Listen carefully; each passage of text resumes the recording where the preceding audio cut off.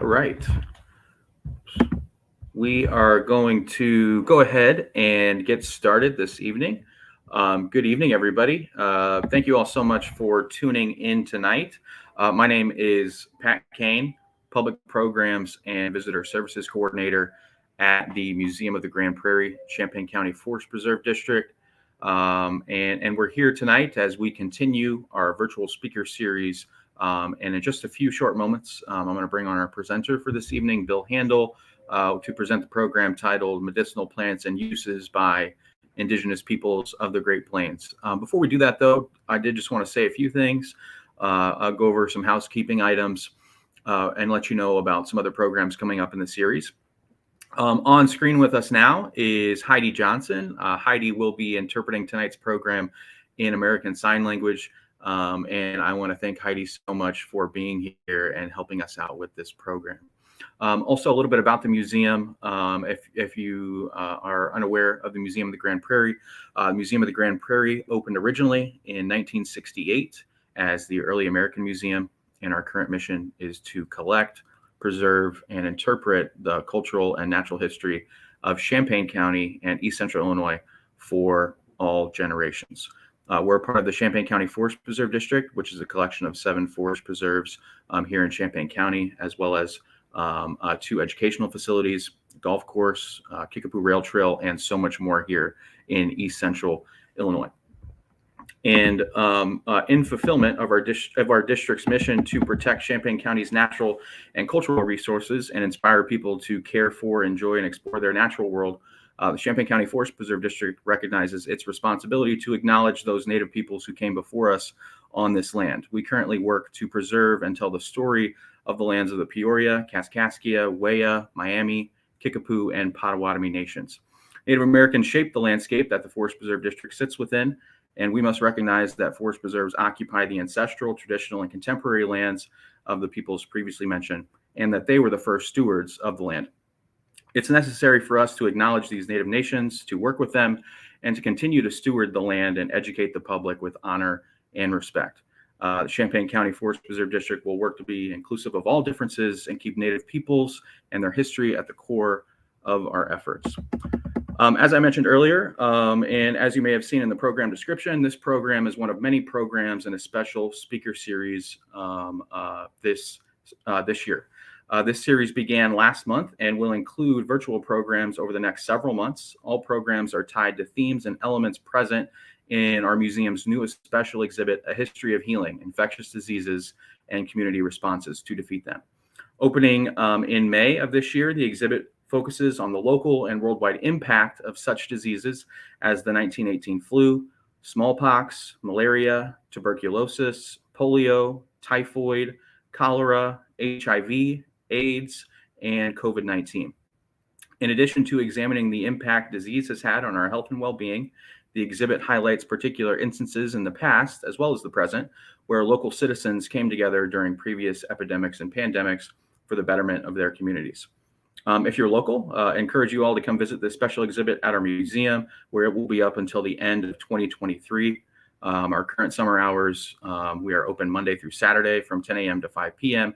and on Sundays from 1 to 5 p.m. And our museum is free, no admission to enter. So come on out and check out that exhibit if you're local. If you're not local, if you're ever passing through Central Illinois, feel free to stop on by, and maybe in the next year or so, you can come on out and check out this exhibit space. Also, I wanted to let you know about a few other programs coming up in the series. Just like tonight's program, all programs in the series will stream live on our Facebook and YouTube pages at 7 p.m. Central Standard Time, and recordings of the programs will be available immediately after each program ends. On Tuesday, August 23rd, Dr. Natalie Lira, Assistant Professor of Latina and Latino Studies at the University of Illinois at Urbana-Champaign, will present the program titled They Never Ask You, They Just Tell You After It's Done, Sterilization Abuses and Histories of Resistance. So again, that program is going to be on Tuesday, August 23rd in the evening. Next program will be on Thursday, September 22nd, where Julie Pride, Administrator of the Champaign-Urbana Public Health District, will present a brief history of the Champaign-Urbana Public Health District, as well as discuss reportable diseases, what they are, and how the process of disease reporting works. Again, that program will be on Thursday, September 22nd in the evening. One last program to promote. The next program will be on Wednesday, October 4th, where Gina Roxas, a citizen of the Prairie Band Potawatomi Nation and the program director for Trickster Cultural Center in Schaumburg, Illinois, will present the program titled Healing Plants, Native American Connections to Nature for Health and Healing. So again, that program is going to be on Wednesday, October 5th in the evening. For updates and more info on all programs within this series, as well as what's happening throughout the Museum of the Grand Prairie and Champaign County Forest Preserve District, I encourage you to find us on our social media pages or visit museumofthegrandprairie.org or ccfpd.org. A couple other things. Let us know where you're watching from. We have quite a few people tuning in tonight from all over the country, it looks like. We have people from Bloomington, all the way from New York, tuning in from various parts of Illinois, including right here at home in East Central Illinois. We have some folks tuning in from Texas, Chicago, Carbondale, and Minnesota, Michigan, and all over the place. So thank you all so much for tuning in tonight. If you haven't done so already, let us know where you're watching from by jotting that down in the comments section below. Also, should you have any questions or comments about tonight's program, we encourage you to write those in the comments section. Any and all of your questions, we'll address a handful of questions at the end of the program. So write those down in the comments section below. All right, without further ado, you all didn't come here to hear me blabber on and talk. I'm going to bring on our presenter for this evening. There's Bill. Hey, Bill, how you doing? Can you hear me? Great. Yeah, I can hear you just fine. All right, cool. Hey, thank you, Bill, so much for your willingness to present with us tonight in the series, and I'm excited to hear the talk and to get into it. So I'm going to introduce Bill, and then I'm going to turn the show over to Bill. So Bill Handel is a retired biologist from the University of Illinois. Bill studied zoology and botany at Southern Illinois University at Carbondale. He finished his master's in plant biology in 1991 with Dr. Robert Mollenbrock. His interests include ecological restoration, ethnobotany of North America, and growing and using native plants for pollinators in urban and rural settings. So without further ado, let's give a warm virtual welcome to Bill Handel. Thank you again, Bill, so much for joining us tonight.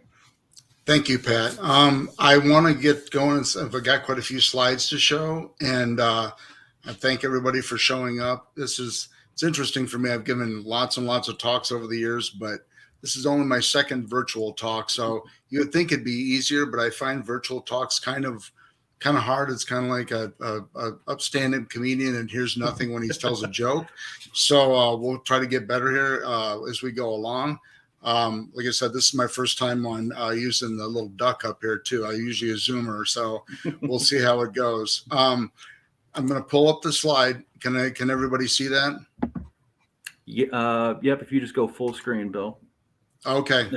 There we go. Yep. Oh, great. So without further ado, so tonight's going to be probably a 3 or 4 part talk. Edible medicinal plants and herbs. I know it says a little bit different in the presentation. This is one that just, I kind of give, and I tweak it every time I give a talk. So there's new plants that come in, some plants get kicked out, new information. So as we see here, we see like the future, the past. We see the Cahokia Mounds down by St. Louis. We see a book by a man named David Wolf of Superfoods. And in the middle, the botanists will recognize echinacea as a plant that's big in the medicinal trade. So without plants, most medicines you would take would not exist. About 40% of all medicines now prescribed in the U.S. has some chemical derived from plants. Now most of them are synthetically made, but back in the day, most plants came directly from plants. Even into the 60s, 70s, and 80s, some still have the natural plant that can't be derived from a synthetic nature. Sometimes we find treasures in people's trash. For instance, years ago, I'm not bringing politics, but there's an interesting political spin where one of the West Coast senators came down with cancer. For years, he was really pushing a lot of clear cutting until a Pacific Hue came online and found out that it produces a placotaxel, which is Taxol is the name is used for chemotherapy. And he was actually the Pacific Hue was used for him for treating of cancer. He kind of had a turnabout face and all of a sudden became a great ecological advocate. Of the almost 250,000 plants on Earth, only about 2% are thoroughly screened for chemicals at this time. So you can imagine the potential out there for native species. What's interesting is most of this is all done down in the tropics. You know, the big rush to go down to South America and study the rainforest. You know, every biologist, botanist, ethnobotanist wants to go to the rainforest and study the plants. What they don't realize is most of our plants in North America have been overlooked. In Illinois, early people probably used around 3,000 different plants for medicine and probably just as many utilized for food. Things have kind of shifted over the years. I would say the peak of herbal, whatever, awakening, whatever you want to say, both good and bad, probably happened about 20 to 25 years ago. This is a little bit out of date. They said medicinal herbs are about $3 billion industry. I can't say that's up or down. It's probably still right around there, maybe a little higher. The difference is some of these herbs have dropped off the market either because of ineffectiveness or a better alternative. But that still comes to about 60 million consumers in the U.S. alone take some kind of herbal remedy. More doctors are actually recommending more herbal medicines now. In fact, my insurance company, which I'm thrilled about, just offered acupuncture as part of my HMO, which I'm thrilled about because my neck could definitely use it. And my doctor over the last couple of years actually recommended for my blood pressure herbal supplement called L-theanine, which is a derivative of green tea. So these alternative methods, if you want to call them so, are becoming more mainstream in the market when they realize they can actually help without the serious side effects of some prescribed drugs. Like I said, 25 years ago, it got a little crazy. You know, we have all these different things coming online. You go into a holistic food store and you get things like this. You get, you know, ginkgo biloba chips. Ginkgo is known to help short-term memory. So you get this twice the memory with only half the fat in every crunch. You get interesting things like herbal toilet paper, you know, with a microfiber of extract of oak bark, marigold, and common yarrow. Yarrow is an astringent. It helps. It's got antibacterial problems, but you know, you see there who really goes out looking for oak bark. That's like usually in my book, that's the last straw you're looking for when you're in the woods right next to poison ivy. And about 10 to 15 years ago, it really hit a peak where you had everything from, you know, you had St. John's wort in soup. You had herbal ale. So even if you'd want to forget what you did the night before, it was impossible because they gave you organic and ginkgo biloba to make sure you remembered it. And when you know you've hit the big time, when somebody actually has a rapper actually has a CD out called Herbal Supplements. The thing is about that period of time, and I'll talk a little bit about this European differences between North American differences in medicinal and herbal markets. If you go to a herbal store, you want to make sure you go to a reputable place. I'm not going to mention any names that may not be reputable, but there's a lot of places out there that are putting a lot of herbal supplements on the shelves. And in the United States, herbal supplements are put under the category as food additives. So they don't have any really regulations in them per se. There's some that are reliably tested by third parties, which is the best way to go. If you go to Europe, for example, or Germany, you have to actually get a prescription even to take something, say, as a garlic supplement to lower your cholesterol. But in the United States, excuse me a second, because of our regulations, they don't have to specifically test these per se. So St. John's wort is a common treatment for depression. In some countries of Europe, it's prescribed for mild depression, especially in children and adolescents. What makes hypericum work is a drug called hypericin, which has to be at about 3% potency to make a difference. And that's that. If you are dealing with something like anxiety and depression, and you're taking St. John's wort and you're not seeing any effect, it's possible you're just taking a lower quality St. John's wort that doesn't have the hypericin at 3%. So that's the difference between having this cow here, which has went out into the meadow and ate a stomach full of St. John's wort, and now it's kind of comatose, to being like this angry bull here because you're taking your hypericin, you're wondering what's going on, but you're no longer feeling very calm or relaxed. What happens is the only way St. John's wort will produce hypericin is if it's under stress, which means the plant's getting pulled on, tugged on, chewed on by cattle or some other animal or bugs. And that's when it produces a hypericin. And that's when it puts that chemical into action. And that the cow down there in the left hand of your screen no longer wants to chew any more St. John's wort because basically it's, well, lack of better terms, it's stoned. Be careful what you read in books or on the web. Note in this book, and I don't keep this book because I like this book. I keep this book for a very purpose to show people. Note one has a warning that one does not. Both should. On the one side, you got wild parsnip. On the other side, one called squaw root. Squaw root is deadly poisonous. You can see the little skull and crossbones up in the corner. Wild parsnip just shows you a root, and it says, basically chew away. If any of you ecologists out there have ever worked in the field and got poison parsnip on your skin, you'll know exactly what the problem is. It's a phototoxin, and if you're out there like my boss was one time, cutting with a machete all day and getting the juice all over the machete, he would put it under his arm, wipe his arm off, and go on it, and then do this back and forth all day. Never felt a thing until he went home that night, relaxed out on his deck, took his shirt off to drink a nice cold beer, and all these black blisters showed up on either side of his body. So the dermatitis happens above the root. You can eat parsnip roots all you want as long as you never touch that upper foliage. So here's the case if someone were to buy this book and pull open, they would say, wow, I can just go rip this wild parsnip right out of the ground without any effects of all. They would be really wrong. And like I said, this is the difference. These books are the difference from you being this little nice happy puppy to this very sad sick puppy. This is one of my own good stories of what can happen if you don't be careful. This is bloodroot. It's a common plant you find in North America in the spring. In fact, everybody goes out and looks for bloodroot the first part of the spring because, it's not the harbinger of spring, but it's one of the very first ones that flower.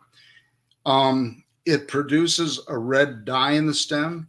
It is closely related to poppies. So when I was at SIU, some of my friends that might be on there can attest to this, but I bought tartar control toothpaste and was starting to brush my teeth one night, and my girlfriend was over, and I came out, and she said it was like some kind of a horror movie where all of a sudden blisters happened around my mouth, went down my entire body. I started scratching to the point I was actually bleeding a bit. I started to lose where I could speak. The sanguinarian, what they call sanguinarian, is virtually identical to morphine. And my mother, when she got older, was allergic to morphine. I evidently am allergic to sanguinarian. Probably allergic to morphine, but I've never had to test it yet.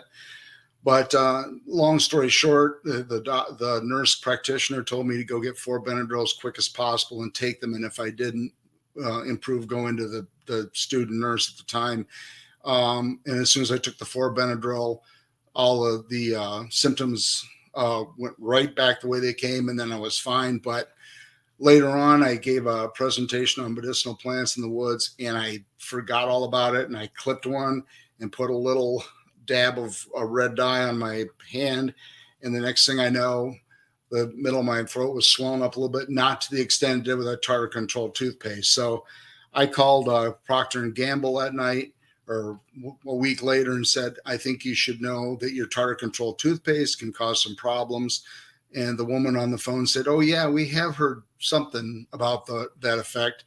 And they sent me a giant folder full of all detergents and everything I could possibly use for my whole college career for free. But I think they got out of a lawsuit pretty simply, pretty easy that way.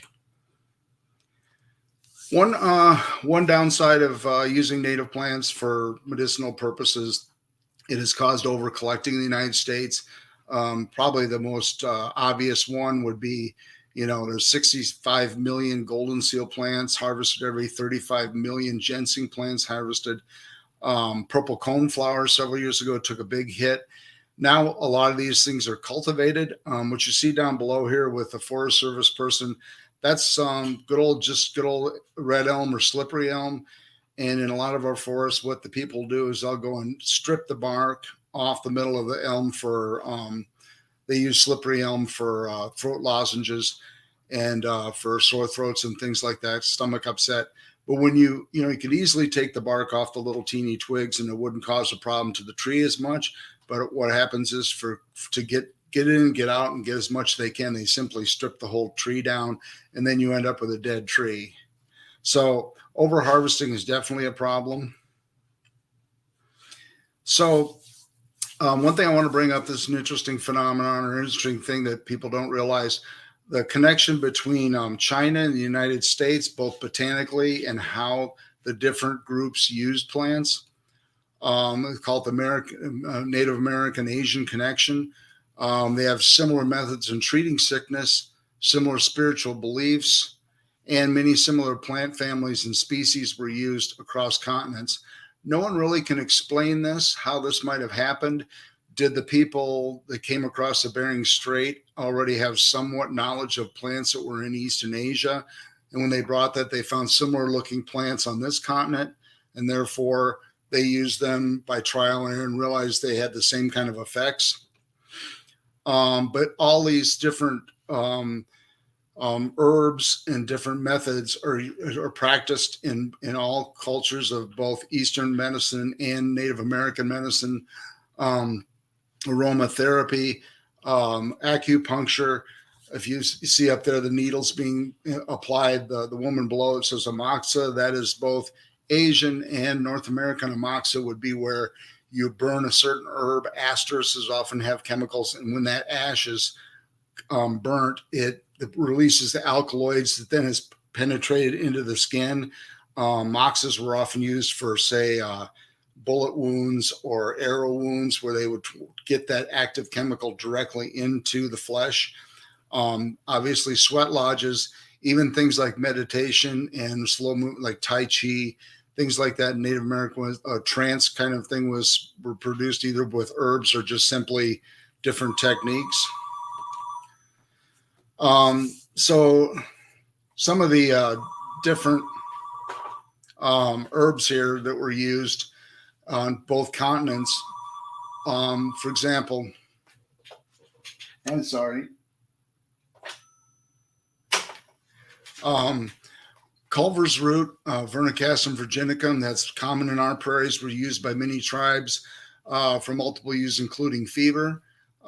Culver's root in Korea, Vernicastum sibericum, was used for Asia for the same thing, fever, sore throats, rheumatism. Kentucky coffee tree. Kentucky coffee tree goes throughout North America, but you usually find it in areas of concentrations of native settlements. And I'll talk a little bit more in depth about that phenomenon later on. But when you find Kentucky coffee trees, often you're in areas where there was a concentration of indigenous people. A friend of mine has a farm up in northwestern Illinois, and it was a big Native American village in the day, and he has Kentucky coffee trees up in the hillsides across from his house. Usually that's not a place where you'd find Kentucky coffee trees. Usually you'll find them in the lowlands. The seeds were used in the United States for effective laxative, sometimes administered with the help of a greased hollow bone, usually a large bird. I'll let you use your imagination there. I won't go into great detail. The Pawnee used ground seeds for snuff, for headaches, and would cause uncontrollable sneezing and probably dilate the blood vessels for the headache, or really intense sneezing would open up the clogged sinuses. In China, you have Gymnocladus chinesiensis. They call it the soap tree. They use that. They use the seeds for very similar for swelling, inflammation. The seeds, the pods, the bark and roots are ground into a powder, which is put on for joints and also for skin irritations like boils, for cuts and strains. Basically, a good anti-inflammatory and or a antiseptic. We have two Lespedeza. Lespedeza captata, which is our common bush clover in all our prairies. The Fox Nation or Meskwaki Nation would be called, use that for anodyne and poisons. Unfortunately, we brought Lespedeza cuneata over for bobwhite quail food in a while during the era when wildlife kept bringing over exotic stuff from Asia, because evidently our wildlife didn't like our American cuisine. So unfortunately, now we have Lespedeza cuneata, which has taken over some of our natural areas. It's pretty aggressive. But it was also used again in Korea and northern China and Japan for the same kind of things, for snake bites, for dog bites, skin ulcers. Again, how these two separate groups of people figured out that these plants from the same genus could be used for the same different malaise. No one really can quite put a finger on it. And of course, the one everyone knows about is American ginseng and Asian ginseng, and I'll talk about. Ginseng's been used for so many things that I'm probably not going to touch upon that. Someday everyone pretty much knows about ginseng. But the list goes on and on with the different plants from both different continents. You got spice bush, you have trilliums, you have all these different species that are really closely related on two different continents. So the Mississippian culture between about 800 to 1500 AD was considered like the golden age of native crops. A lot of our crops were developed at that time. The corn, squash, sunflowers was a plant that was cultivated and hybridized by the Cahokia culture, the Mississippian culture. Believe it or not, the one below you guys probably, if your allergy sufferers, recognize really well, that's giant ragweed. Believe it or not, giant ragweed was a cultivated crop by the early Native Americans.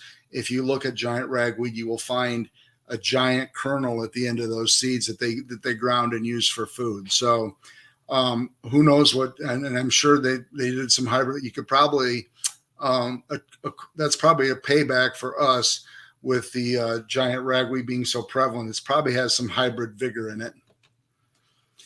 So anyway, this is, if you were a Native American on a prairie, this prairie is pictures taken down by a little town called Tuscola. It's a wet mesic prairie. We see cardinal flower in there. We see cattail. There's rattlesnake master.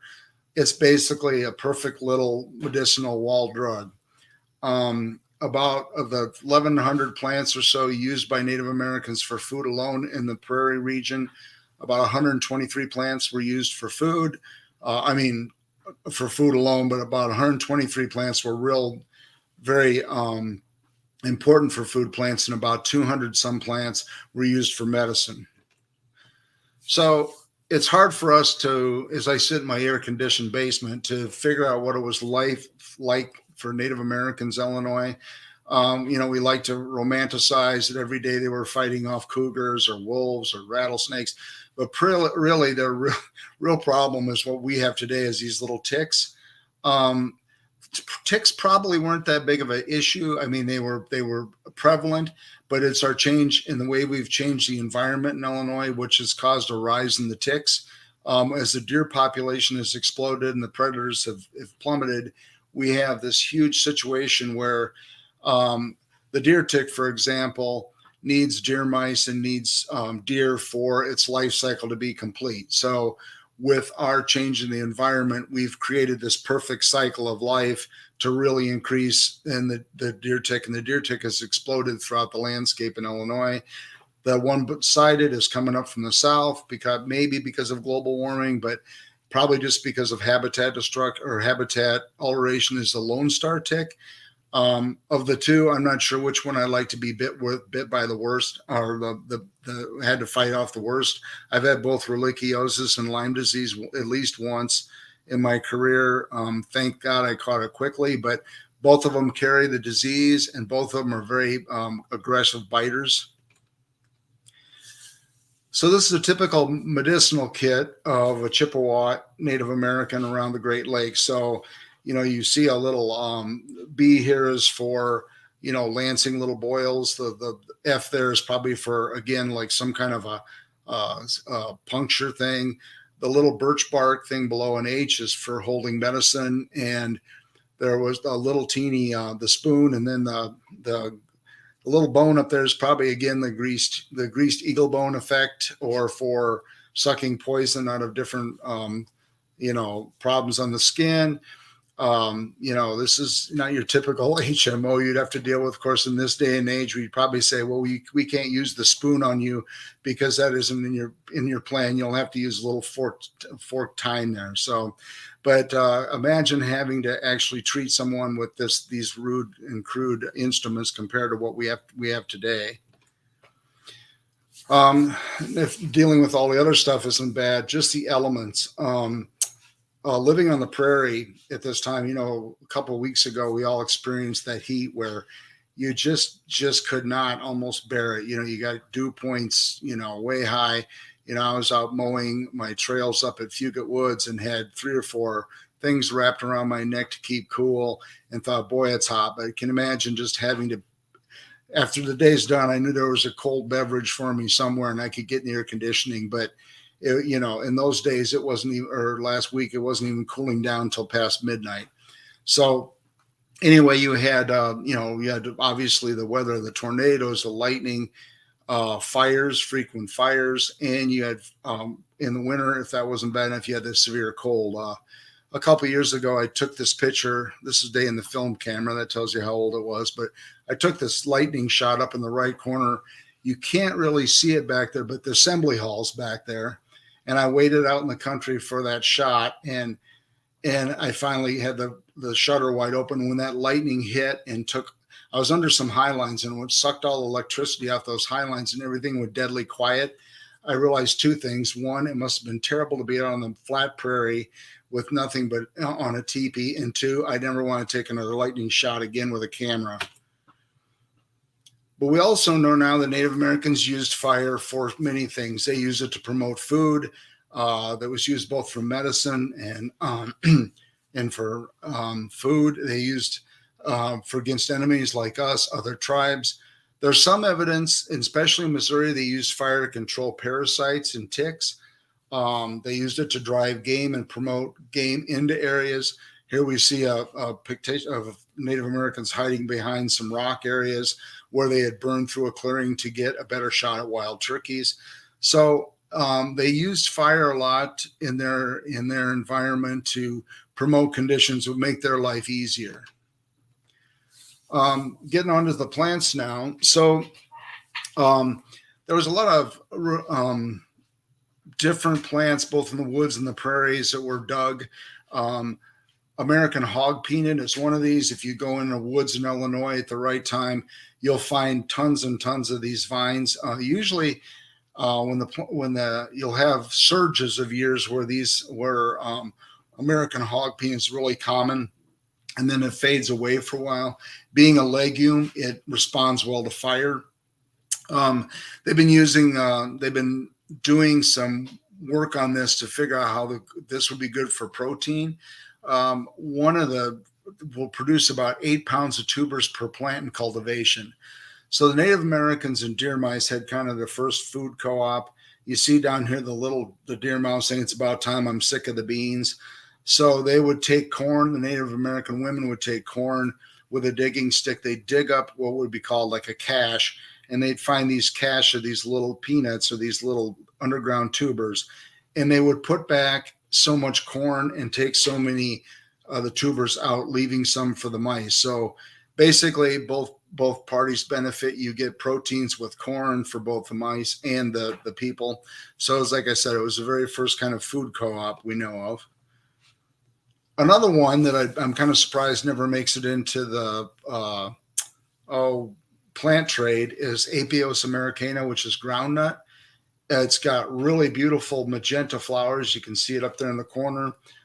This is a shot of my hand taken in my restoration up in Savannah, Illinois. And I pulled up this tuber. So that's the leaves, and right behind it is the groundnut. They're very high in protein, about 13 to 17% by weight. It was pounded and beat into a bread for winter storage. It was very common for the Plains Indians as well as Eastern tribes.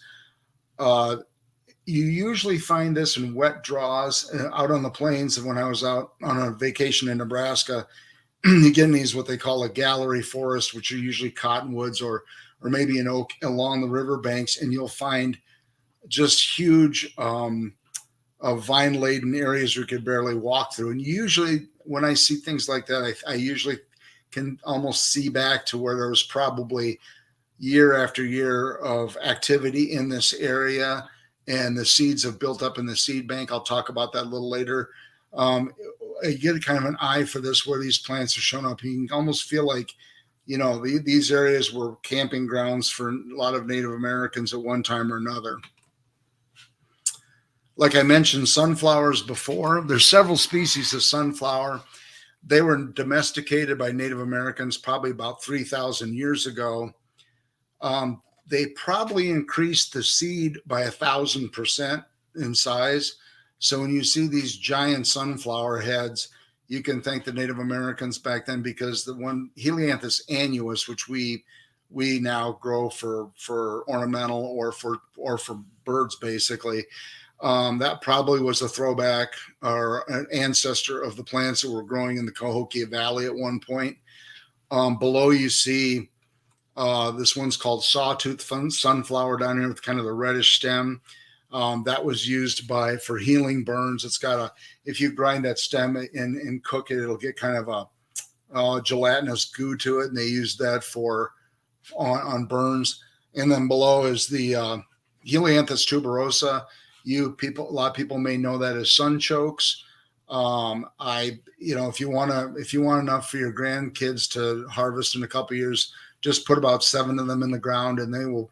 I did that one year, and I think I filled 4 gallons or 5 gallon buckets full of tubers in 1 year. They are tasty, but they are kind of, lack of a better term, they kind of gassy. They contain inulin, which is good for diabetics as a sugar or as a starch, because it doesn't raise your blood sugar, but it doesn't digest well. So if you read a lot about the Native Americans, they saved Helianthus tuberosus. They would make it sound like they lived on them forever, but really, when you read deep into it, they use those as an emergency food. If it was in winter and it was bleak and that's all they had left, they would pull out the sunchokes, because they lasted a long time buried in the ground. One of the bush shrubs we have, both in the forests over by Vermilion County and throughout up into central Illinois, is spice bush. It was used as a coffee by settlers. It was also used, the berries, for like nausea, indigestion, coughs, and flu. The steam can be used in the twigs. The twigs have a really kind of spicy smell, hence, but it's got a kind of a spice, but also kind of a menthol smell to it, I think. And when you steam and you breathe those vapors in, it's supposed to be good for arthritic pain, also for basically just anti-inflammatory. So almost everybody's probably ate either pawpaws or persimmons. Pawpaws look like a giant blob on the best way to look at it. I don't know.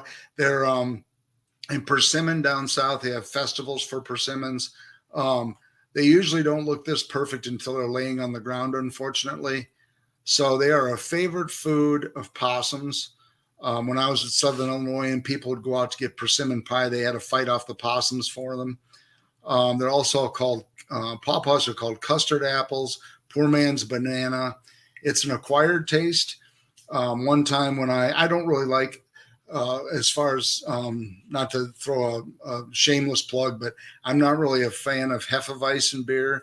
Uh, there's a brewery here that makes good Hefeweizen, but to me it smells kind of like overripe bananas, and I don't really like that smell.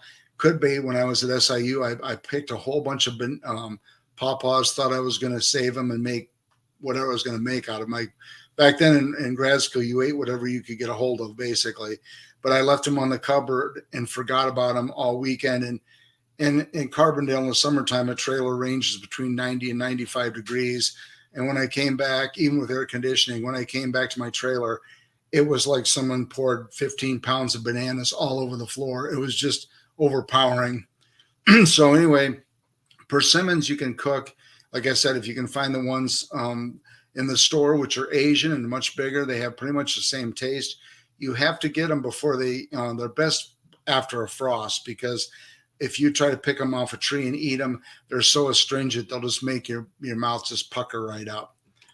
Like I said, some people, including myself, think pawpaws taste like yum or yuck. I think they taste like the pink circus peanuts my mom used to get from Farm and Fleet, and I hated those things, but she got them all the time. The range of pawpaws and persimmons come up about to central Illinois.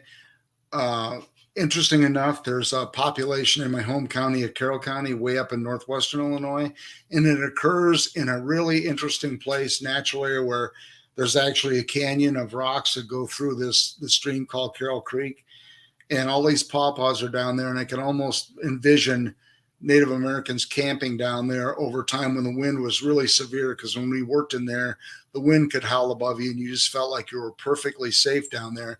And it's got the biggest pawpaw grove you can imagine, pawpaw grove up there. The sumacs are another one that was used. The drink can be made from berries for use fatigue in the summer.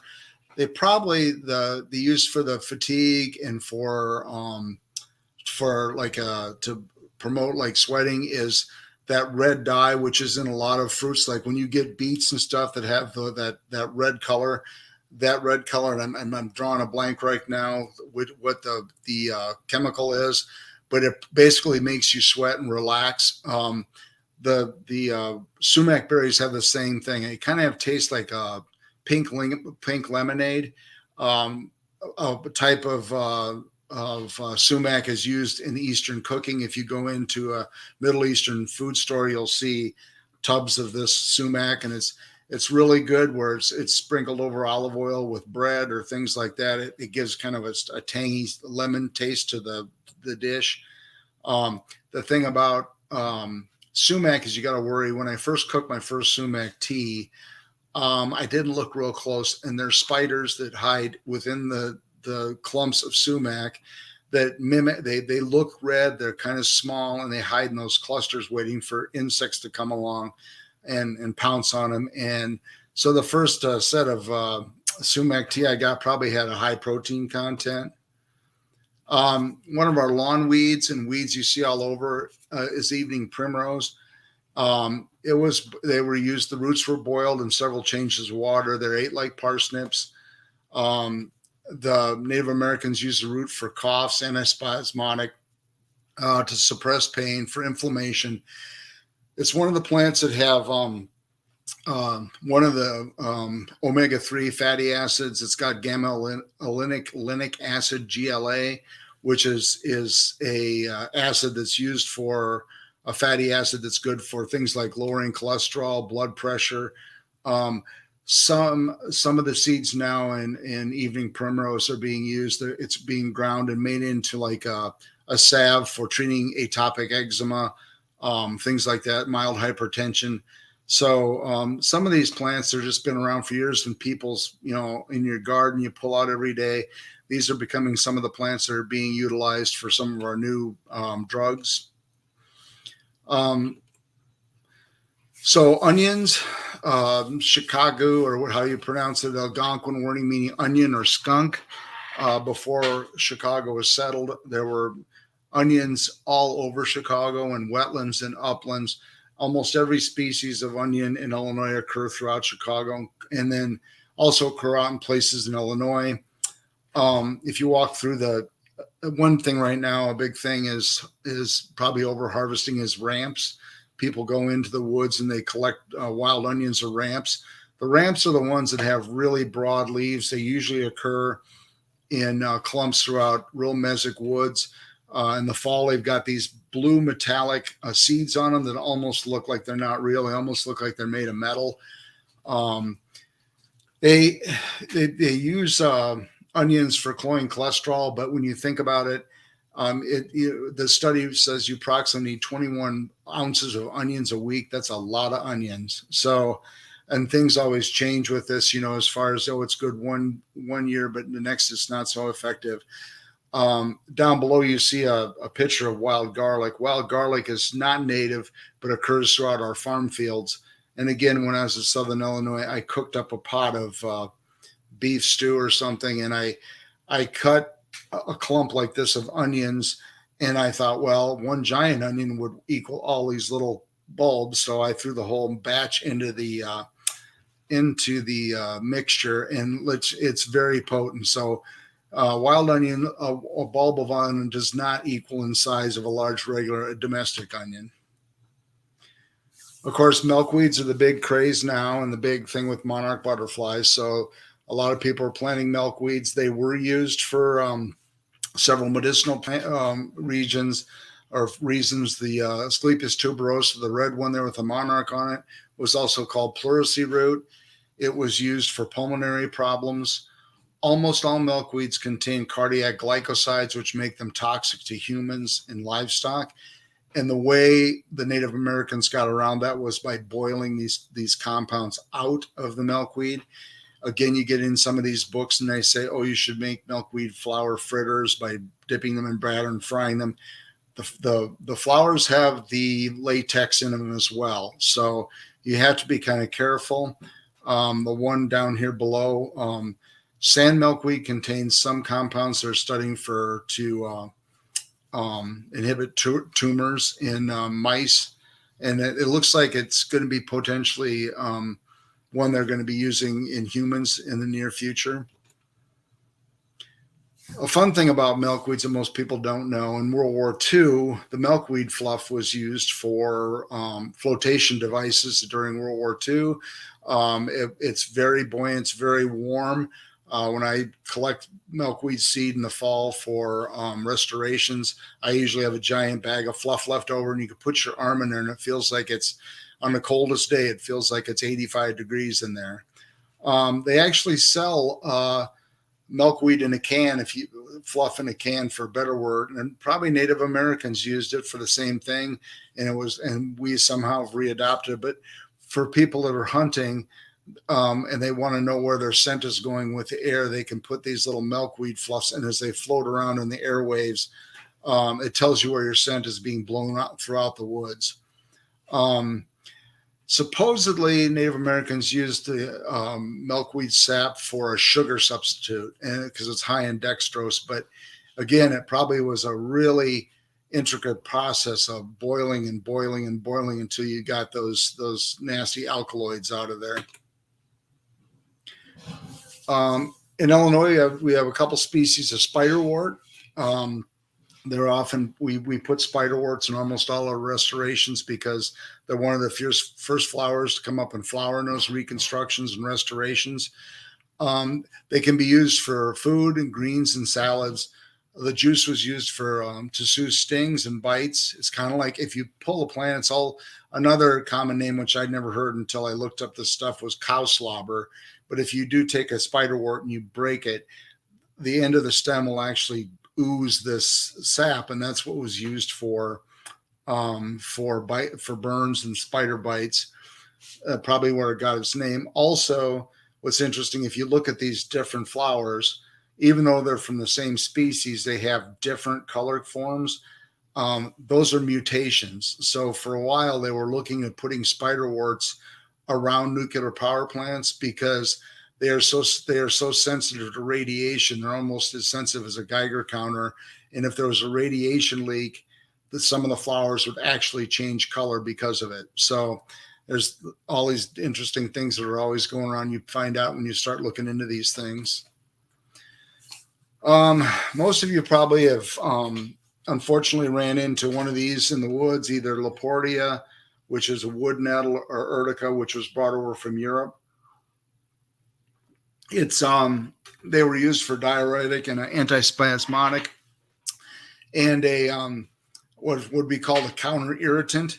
So a counter irritant is if you have a headache, but I step on your foot, all of a sudden you forget about your headache because your foot is aching.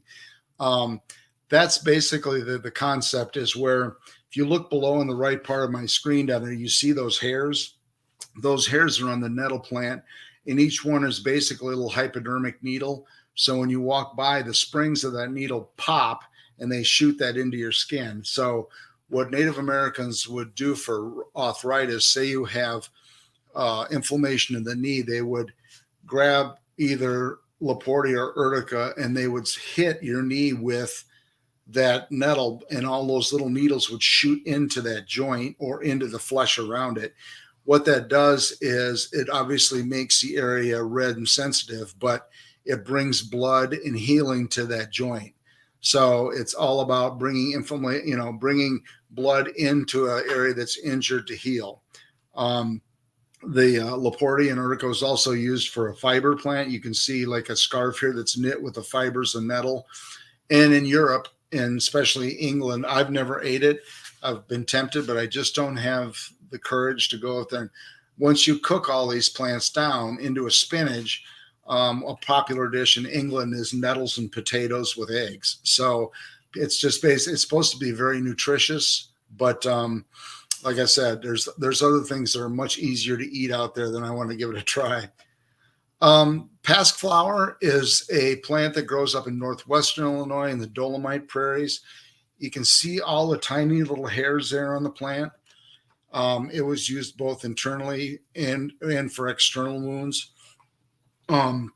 It was used for childbirth or to induce abortion in some Plains Indians. And what basically it was done, again, another counter irritant, you would, a woman in labor, if she was having trouble having the baby, she would swallow a tea made of these plants, and all these little hairs, if you can imagine, you drink this down and all these little hairs as they go through your system is touching and hitting your intestines, hitting your stomach, basically causing your body to spasm.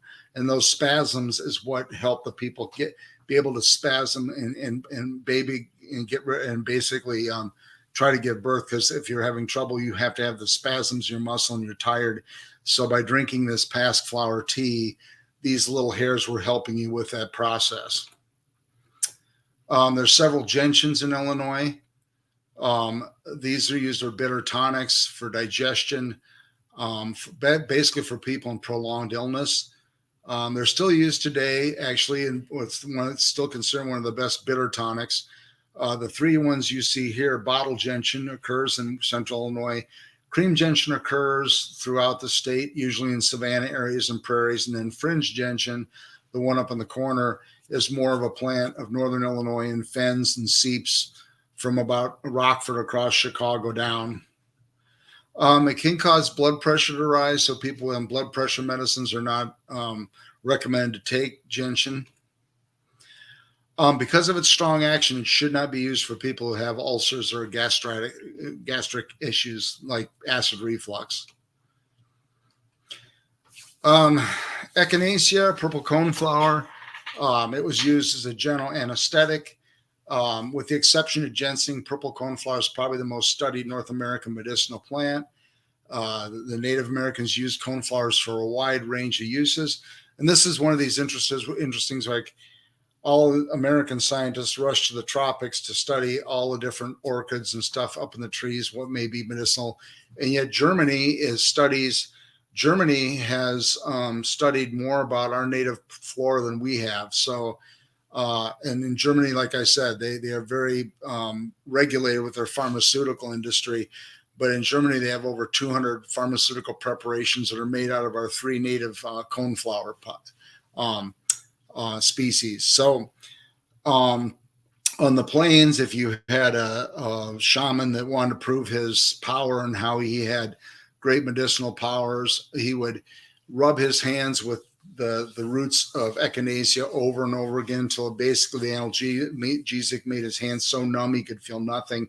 And then he may reach into a pot of boiling soup and pick up a large piece of meat to prove how powerful he was. That was showed up in a lot of the in the early writings from people that traveled out into the plains. New Jersey tea. This was used as a soap. The down below you see the chemical solanin, or it's a saponid, which basically makes it soapy. This is, again, it says used as a substitute for tea during the Revolutionary War, but again, you got to read into this. If you take fresh New Jersey tea and you don't ferment it, kind of like you would regular tea, when you make that tea, it's going to taste pretty much like soap. It's going to have a really soapy taste to it. The Native Americans used it for colds and fevers and for a laxative. Some research shows it may have a slight lowering effect on blood pressure.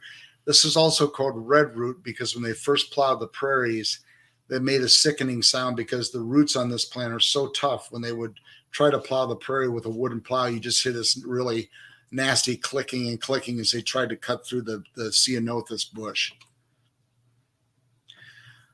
Joe Pye, there's lots of Joe Pye weeds in the Midwest, are named after a Native American doctor named Joe Pye. They used it medicinally. He taught a lot of the settlers the different species and how to use them. Of course, there are also some poisonous compounds. Trematol is in the white snake root that occurs in our forests. Bone set, the one in the middle, they used that for called breakbone fever, which was a fever that struck settlers when they traveled, and it was such a high fever that the people, they said it would break your bones. It was the people were that basically seize up over it. And bone set was used for relieving the pain and the cough, but it does have problems with your liver. Milk sickness was something that happened in the 1800s, and perhaps the most well-known victim obviously was, I can't think of her first name, but it was Abraham Lincoln's mother. And she died of snake root poisoning, which is Eupatorium rugosum down there. Basically, the cattle, when the pastures get really dry, like would be this time of year, and there's nothing to eat, the cattle would go in there and eat the snake root, and then that chemical, the trematol, concentrates in the milk, and when you drink the milk, it passes on to you. Doesn't affect the cow. The cow goes through it just fine. Lobelia syphilitica, great blue lobelia. It's a beautiful plant if you want to raise it for your butterfly garden. It was used to treat gonorrhea and syphilis. I don't know how effective it was. When we first came and we gave a lot of the Native Americans the different STDs, there's a lot of plants that show up in the literature that they were good for this and good for that, but that's probably an act of desperation because they were trying to find anything they could at that point to counteract those diseases. It was said it was used as a love charm, and I've told this story before where you read this whole thing where they would chop up the plant and put it in a quarrelsome couple's salad and feed it to them, and then they would fall back in love. Well, right there you see a very narrow window of toxicity. So they either fell back in love or they fell back into a comatose state, into a coma. Either way, you got a good night's sleep next to them because they were no arguing. But the alkaloid lobeline was used for reviving newborns and infants, and people suffering drug overdoses. It's not used as much as it used to be. The chemical compound is a pyridine ring alkaloid, which is similar to tobacco. So the chemical of lobeline is real close to nicotine in cigarettes, and that's kind of why they've used this for the same purpose as kind of a relaxing to get people off of, say, heroin or a different drug. Compass plant. There's several silphiums that grow on the prairie. Silphium, Laciniatum compass plant is probably one of the tallest with prairie dock. It produces a gum. If you cut the stem, it'll produce a blob of resin. And I read, when I was again grad school doing work in Southern Illinois, I was interested in this stuff, and I read this account. So when I was out working in my prairie one day, I took a big blob of this and stuck it in my mouth and chewed it because it said Native Americans used it for chewing gum. Well, unless you like the taste of Bactine or Vicks Vapor Rub, it's not really a good chewing gum. But keep in mind, there wasn't much to chew back then in the way of dentine. So, but the trouble is it kept getting stuck in my teeth, and the more you chewed it, the harder it got. Was used for a stimulant and antispasmodic, for a diuretic relieving for kidneys. They believe that wherever compass plant grew, lightning would strike. And if you think about it, it makes perfect logical sense. Compass plants sometimes tower up as high as 20 feet in the air. And then below that surface of the ground, you have another 20 feet, probably some of these compass plants can be probably 100 years old. And so you've got a giant tuber there full of water that goes down maybe 20 feet in the ground, maybe 10 to 15 feet. And the whole plant is nothing but a stalk of resin and water that's probably, the whole length of the plant is probably 40 feet. So if you're out in the prairie and nothing is flat except a big patch of compass plants, chances are they probably would be at least a weak lightning rod, in a situation like that. This one's called white sage. It was used as a moxa, which I brought for you. You'd tie these sticks off like you see below. And if you had some kind of infection, they would burn the end of that, and that chemical in the sage would go into the root. It was also considered probably because maybe even the look of the plant, the look almost looks, I think that it's also called the ghost plant in some places, where it's got that white look to it, and they would burn this in incense. It's got a really nice, pleasant, sagey smell to it, and purification rites. It was also, the leaves and the stems were broken up, and they choose basically to get rid of bronchitis. So when you buy prayer sticks online or something, chances are it's going to be this one, Artemisia ludoviciana, and it grows in Illinois along railroad tracks in some places, and you see more people kind of grown as an ornamental. It's kind of a native version of lamb's ears. Illinois bundleflower. This is an interesting plant. We have these plants in Illinois. We can't classify where they would have grown before we came along. We call them plants with no ecosystem. This grows along railroad beds. It just pops up here and there. They're using it more and more in restorations and they're thinking about using it for a forage plant. It's a legume. It produces a lot of protein. The little seeds were used for toys and rattles, and a tea was used for skin irritations. Native Americans were probably susceptible to things like pink eye and eye infections. So the seeds were used for a trachoma, which is an inflammation of the eye. The current research says there's a diglucoside, which is a sugar that acts as a bacterial agent. And way they would administer this, they would take the eyes of a child, pull them back. They would take some of these seeds and put them into the child's eye, bandage it, and as the fluid and stuff from the eye would go into these seeds, and the seeds would absorb that moisture, and then they would give back they would release this glycoside into the eye for an antibacterial agent. So supposedly it worked. So teas, tonics, digestives. This is a kind of a catch-all of the different species that you can use when you've ate yourself too full. Some of them I've used. So we're going to kind of jump in here and take a look at some of these. Passion flower. There's two passion flowers in Illinois. This is the most showy one. This is Passiflora incarnata. It gets up about as far as maybe Effingham. The other one's a little white one that gets up about the same way. They produce a nice big fat fruit that if you let it in the fall, If you let it ripen, it'll form like a gelatinous around the seed. It kind of tastes like, maybe like kind of a watermelon. This plant was used a lot, and its relatives in South America were used a lot for sedative and sleep. Germany has a sleeping pill called Vitador, which the main active ingredient is passion flower.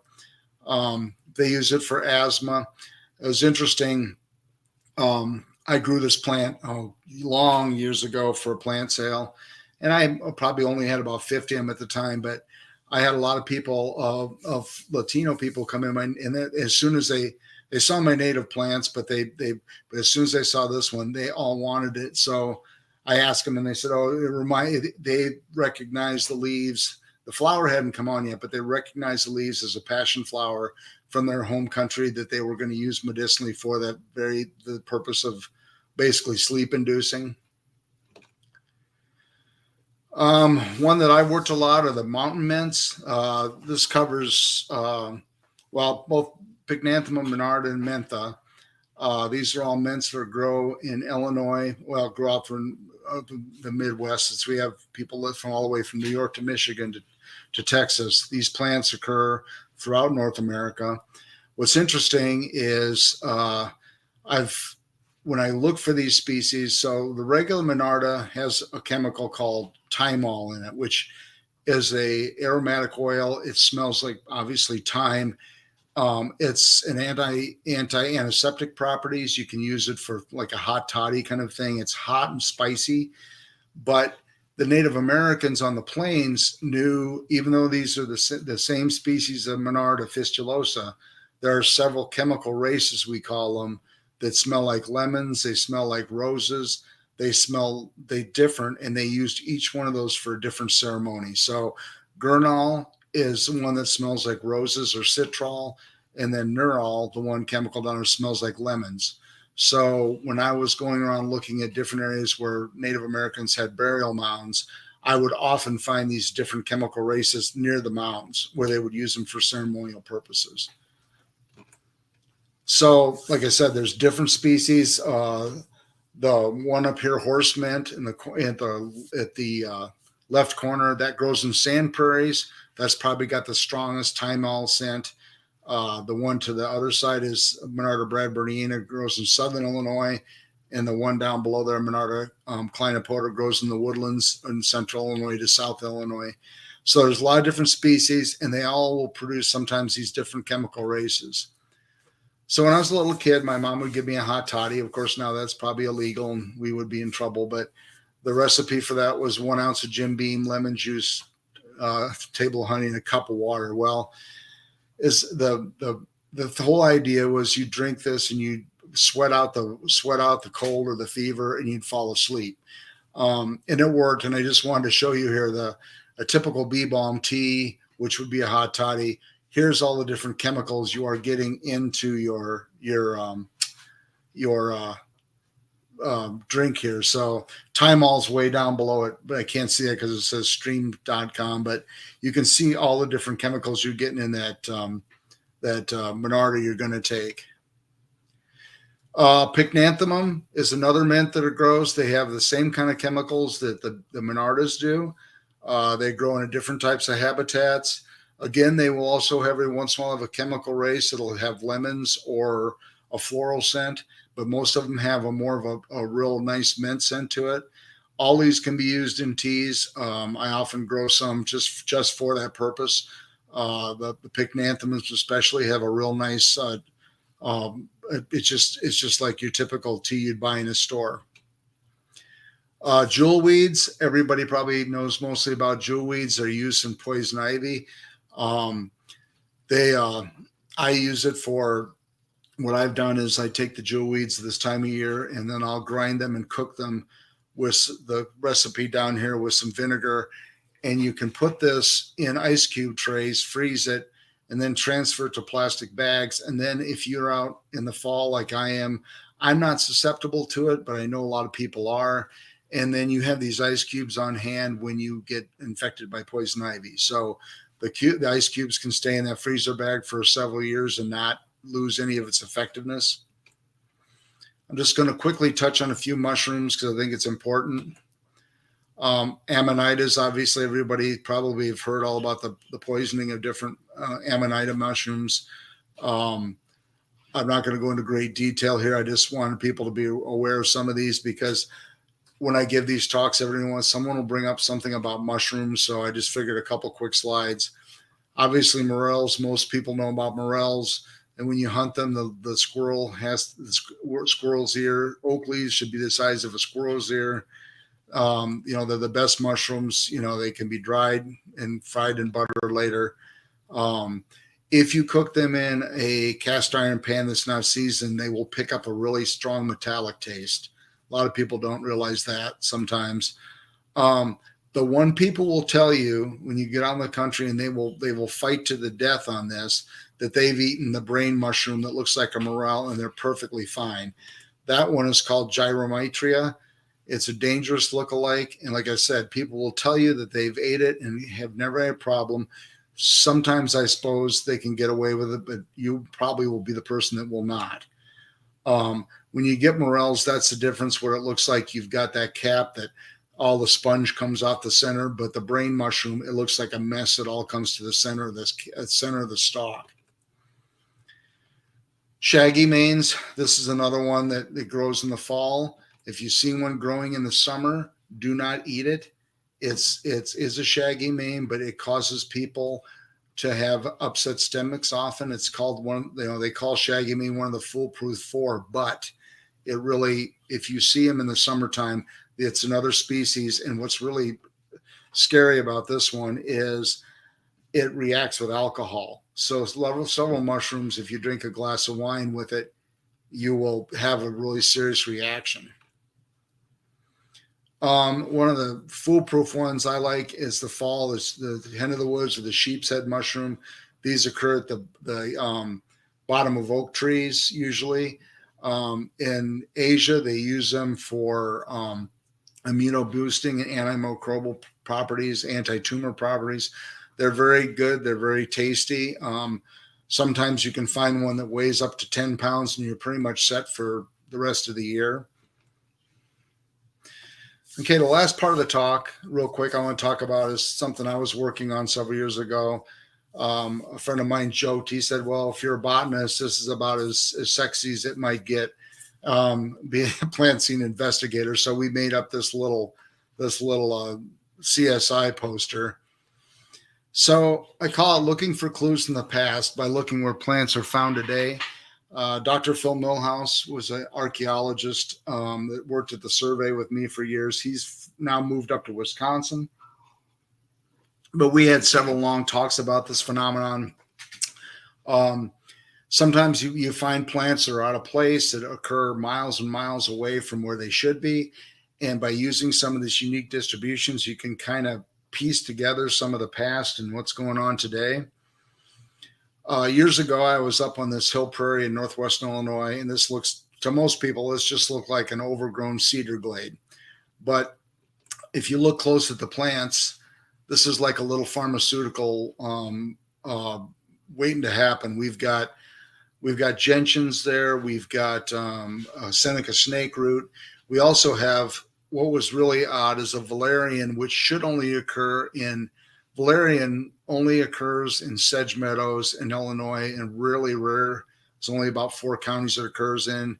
And yet here in this middle of this dry glade, were 50 or 20 of these plants just sitting around. What I envision is like Native Americans up there with their medicine bag. They was a site that they constantly either camped there or whatever. And over time, there was so much seed left in the seed bank. These things just keep coming up. One plant that I find really intriguing is called Eastern Yampa or wild prairie dill. It kind of looks like a real wimpy Queen Anne's lace. It's got these tubers here that usually they look like a little split, like 2 trunks. Sometimes they'll have 5 or 6. Illinois is the center of its range, which is really interesting. All the other Paraderidium, all the other Yampas occur way out west in the mountains, and they were a really important food plant. the Rocky Mountain Native Americans, but not much known as about Eastern Yampa. The only thing we know is in Illinois, it's usually the reverse here. Usually Illinois is the place where no endangered species or endemics occur.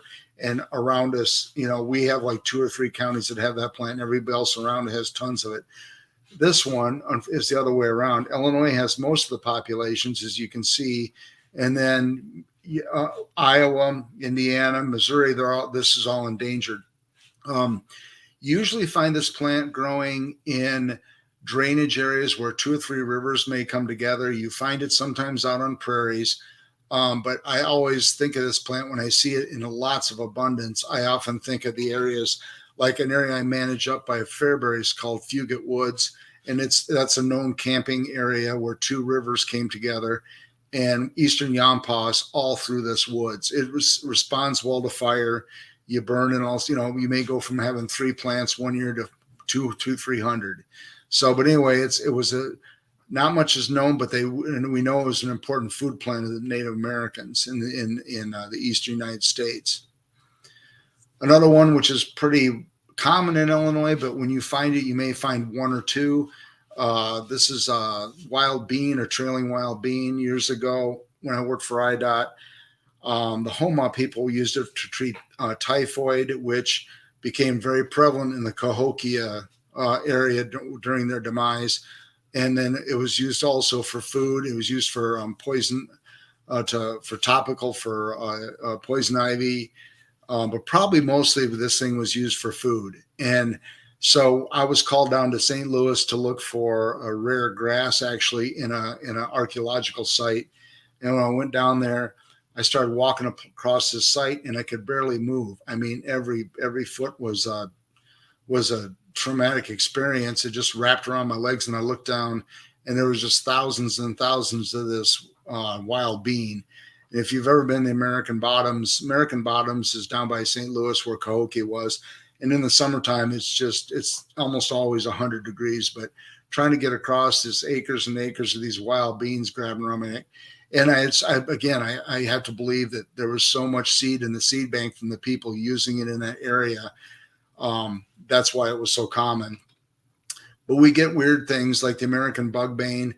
Here we have, it was used for native medicinal purposes out in the Appalachians, but up by me in the Palisades Park, it occurs up just off an area where there's a bunch of Native American mounds. Here it is growing in the woods down there. Again, the bee balm with the lemon scent and the different ceremonials are different chemical races are just off that slope as well. Another one in Illinois, we have this little blue-eyed Mary. No one can figure out for years why it occurs in the Ozarks, but it only occurs in one area in Illinois near a cemetery. And everybody thought, well, it must occur because someone brought that up there and put in the cemetery for a loved one who lived in Arkansas or something.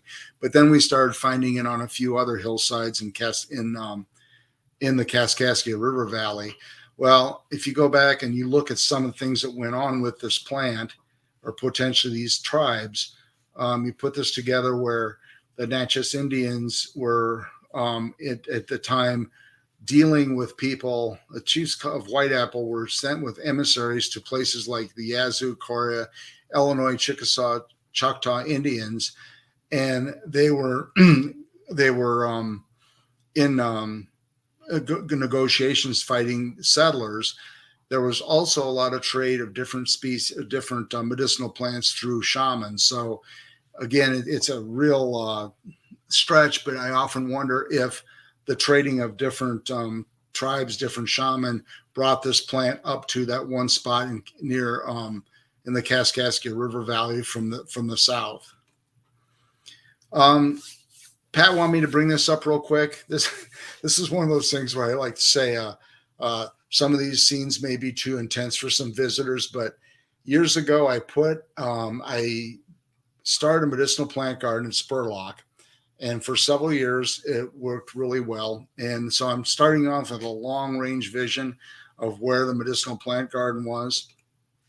So over time, Pat got a hold of me. This is kind of how this whole thing started tonight. Was Pat got a hold of me, wanted to know if I gave a talk. He said, "Well, I heard you did a medicinal plant garden once." Well, for several years, the medicinal plant garden did really well, but we made some really nice signage for the site, but over time, one thing really did well. So my whole idea with this medicinal plant garden was to have a part of an area that was forest plants and the other part prairie plants.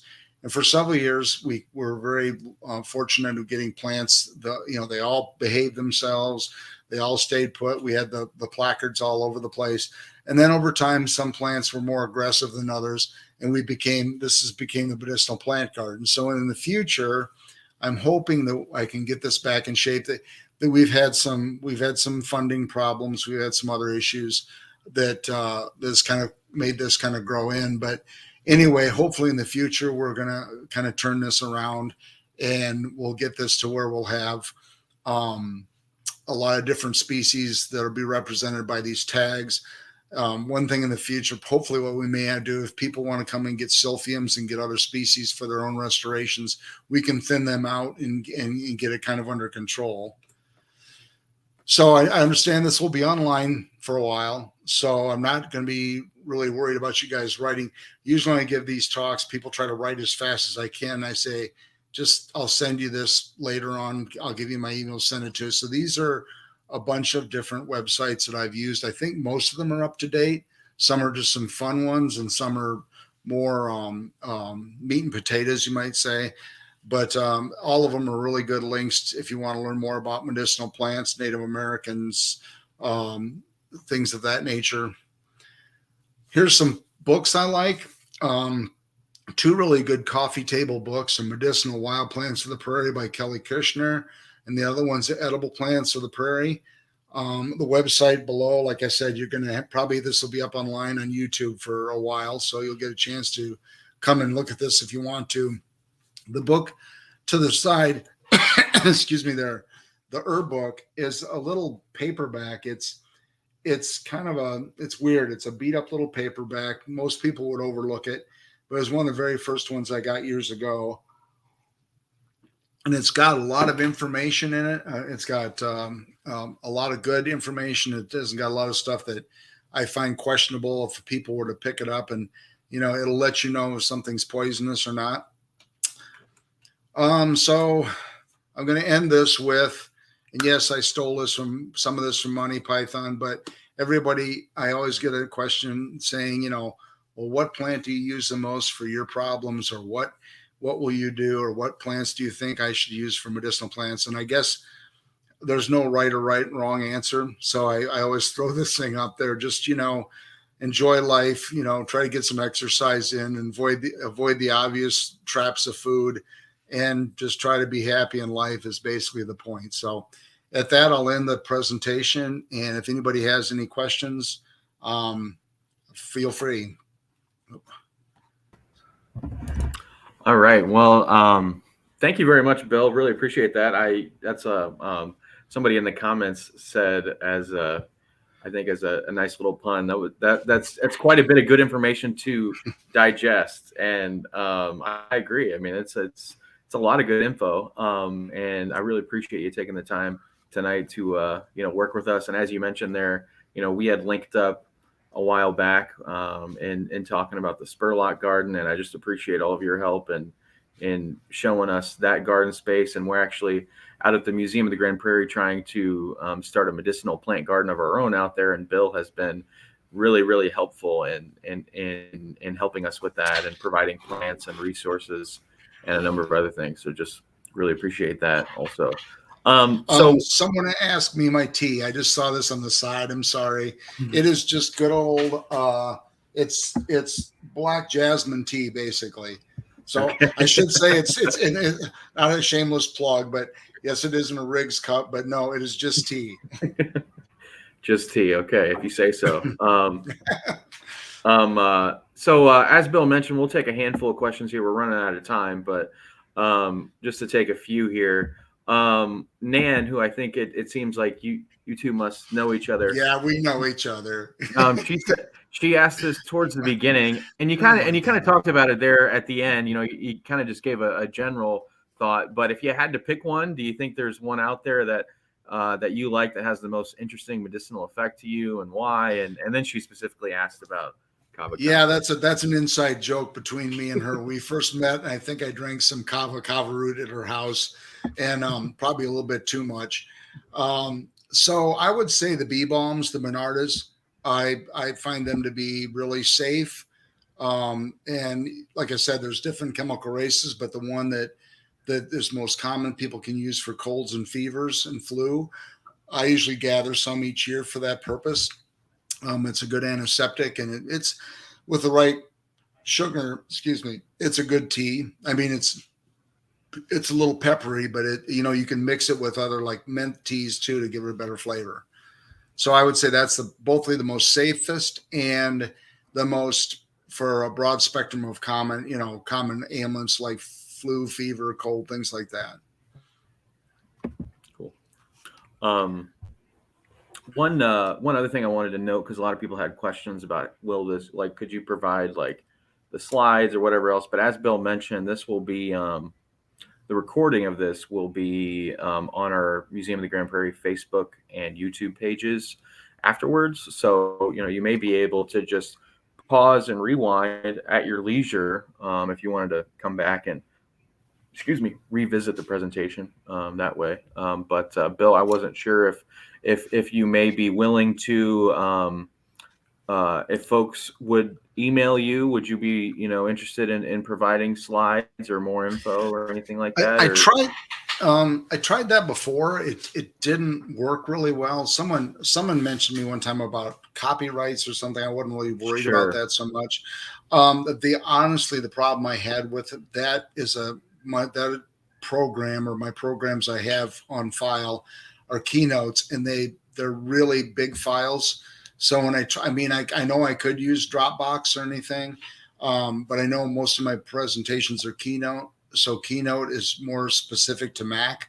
I could convert it. I could convert it to PowerPoint, but again, it's still a large file. Yeah. I mean, if folks want to go back and rewatch, I would recommend that, and pause and rewind the presentation. That should work just fine, I would think. Bill, I had a question. I'm always curious how people got started in this. Like, how did you get in the field? Why'd you take such an interest in ethnobotany and medicinal plants, and just to get in the field that you're in? It goes back. Me and my wife had this talk a while ago, actually, about when you become aware, because our daughter's getting ready to go to college and what she wants to do. I guess I grew up, and this is always kind of a giggle for some people, but I did grow up on a farm. And so I was kind of in my mom and dad. I was always out looking at plants, always looking. So I kind of got interested when I bought that herb book way back, probably when I was a sophomore in high school. So I would say way back then I started being interested in it, and then it just became something over time I got more interested in. And then like at SIU, I was asked to give talks on it, and it just kind of became a side note for me. My dad always was into Native American culture, and I found that really fascinating. And then when I started reading more about the whole Chinese Asian connection with Native Americans and how the two co-evolved for different species with all the same different plants. And like I said, I guess I kept evolving to different interests in the same type of discipline, but just different paths. So all the way back to high school, I would say I was interested, but back then it was more like lawn weeds, and it's kind of progressed since then. I got you. Just curious. But no, that's cool. I think we have maybe time. We're running out of time. I think we have time for one more question here. Sue, I know Sue. Hey Sue. Sue asked, and you kind of addressed this there towards the end when you were talking about some of those plant species, but she asked a different Native American group. She asked us early on, trade for medicinal plants outside of the region and try to grow them in these new areas. They do. In fact, Yeah, they do. It was pretty much a known fact that certain tribes shaman traded with other.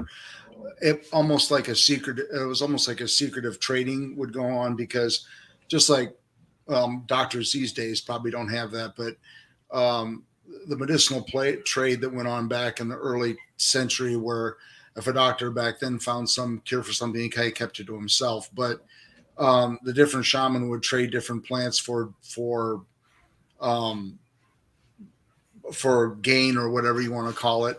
But when a lot of this has been lost because what happened was obviously the Native Americans were pretty much wiped out before we found out a lot of the different trading that went on. And then when the diseases started hitting them, there was a lot of information best that could be tried from tribe to tribe of what, just kind of a panic mode of trying to come up with something to counteract all these diseases that we brought over from Europe. But there's definitely stuff in the literature about trading different plants and different uses. One point that you brought up that I really found interesting that I just hadn't really thought about too much, just because I guess I'm more focused on like cultural history. But how you brought up that we can look at what is growing today, or maybe not growing today in some cases, and in both ways, and to help tell stories of the past. As a historian, we look at artifacts and documents and photos to help tell stories of the past. But it's really interesting to think about that. Even current plants, could also be somewhat of a primary source to help tell the stories of past eras. Yeah, we've been trying when me and Phil would get together and brainstorm, we were trying to figure out how to come up with, because obviously a lot of this is all conjecture. You're trying to you're trying to piece these things together. And, like I said, it's a big jump to say that little blue-eyed grass or blue-eyed Mary was brought up for medicinal purpose, but there's no reason why they show up in those areas. What made, why do we have a bug bane occurring 3,000 or 1,000 miles out of its zone, and also the bug banes in the Appalachians occur like at 4,000 feet, and yet this one just happens to be up at the Palisades Park beneath a large group of mounds. I think a couple of years ago I did some work for a biologist up in there, and we were in a big mound area, but I didn't know there was mounds there at the time. And we came across this valley with the bee balms in it.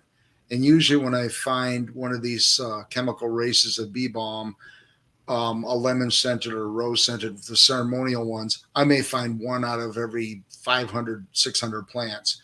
In this whole valley, every single plant I touched was one of the ceremonial plants. And I turned to the biologist. I said, why? They said, this is really odd that there's such a concentration of all these chemical races. I said, I swear we must be in a real rich area for activity. He said, well, that whole ridge above you is nothing but a long series of mounds and effigies. So it's just kind of neat all of a sudden, kind of a validation that, they call it the effect where the old junkyard or garbage effect, where native peoples moved from site to site, and the refuse they left behind often contained the seeds of what they ate. So it's pretty much given. A lot of this stuff was moved around quite a bit. To what extent we probably will never know, but it's kind of fun to romanticize about some of it. So Yeah, certainly. Yeah. Well, I think that brings us to the end here. I really appreciate it, Bill, and have quite a few folks sending their thanks as well, just as we close out here. So really appreciate everybody tuning in tonight. Bill, thank you for the presentation. Heidi, thank you so much for being here and helping us with ASL interpretation. Yeah, it was. I'm really looking forward to going back and looking back at the slides and learning some more. And I appreciate everybody learning along with us tonight. So, Bill, you got any final words or anything? Well, thanks for people for sticking with me for so long. I can't see the clock, so I had no idea how far along I was going along. So I've realized now is an hour and a half. So thanks for people for sticking with this so long. Well, for Bill, for Heidi, for myself, I want to thank you all so much again for tuning in. And with that, we're going to sign off here, and we'll see you all next time. Thank you. Thank you.